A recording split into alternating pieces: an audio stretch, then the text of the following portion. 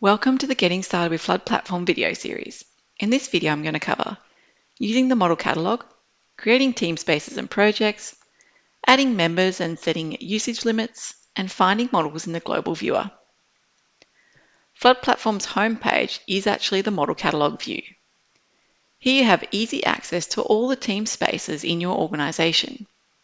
You can also switch organisations if you're a member of more than one by selecting the organisation name in the left panel. You also have access to the Trash tab if you need to find something that's recently been deleted. Do make sure you get in quick though, because they only last in the trash for 30 days before they're gone for good. One of the first things you'll do when getting started with Flood Platform is create a Teamspace. As you get more comfortable orientated around Flood Platform, you'll notice that often the tool that you need is in the top right corner of the page. So let's go ahead and create a new Teamspace. I'll give it a name, Sophia's Team. I'll leave the project code blank. Make sure I've added this to the Jacobs Australia org since I've got membership to more than one. For the description, I'll give it a space for Sophia's team to manage their 2 flow models, a team of 1 at the moment. I'll add some tags by typing in the word and hitting enter. So I'll add 2 flow and models. Once you've done that, you jump to the location tab and we can digitize the area the team will be working. I'll go and draw a polygon around my home state, Tasmania. You do have the zoom tools, but I prefer to use the scroll button on my mouse, and you've also got the undo and the redo tools if you make a mistake. Once you've done that, you want to create the Teamspace.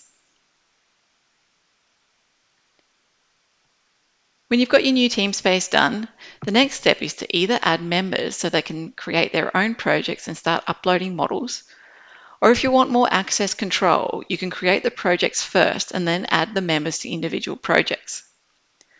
I'll skip over creating a new project for now because it's the same as creating a Teamspace, except you need to select the grey box, Create New Project, rather than finding the tool at the top right corner of the page. To add members to your Teamspace or your project, you select the Settings cog after the name of the Teamspace or the project.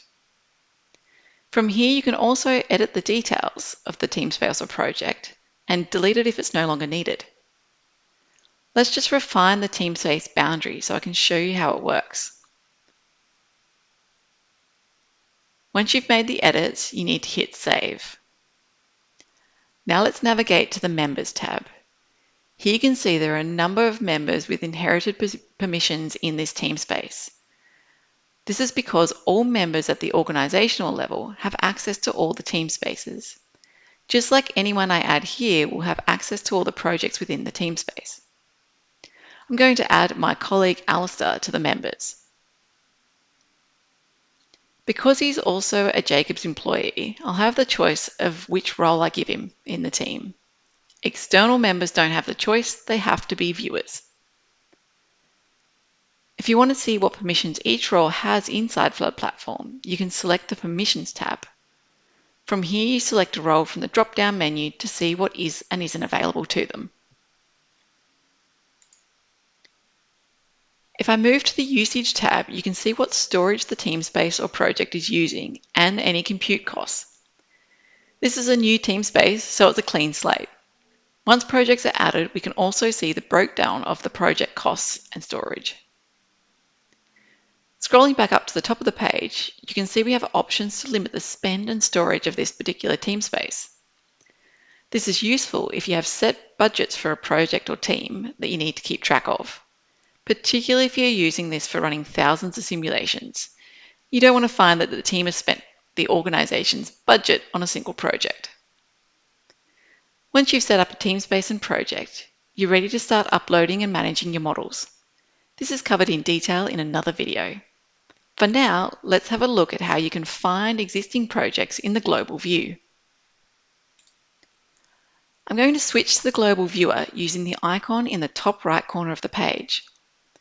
This is something that will become more powerful over time as more models are managed inside Flood Platform.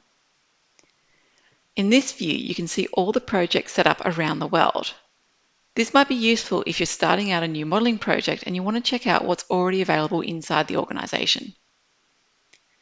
You can use the search function to zoom into an area of interest. Let's take a look at the Melbourne CBD.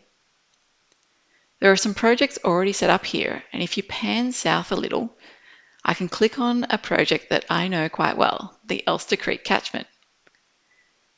We can see some of the details of the project, and I can select the project name to navigate directly to any models within the project.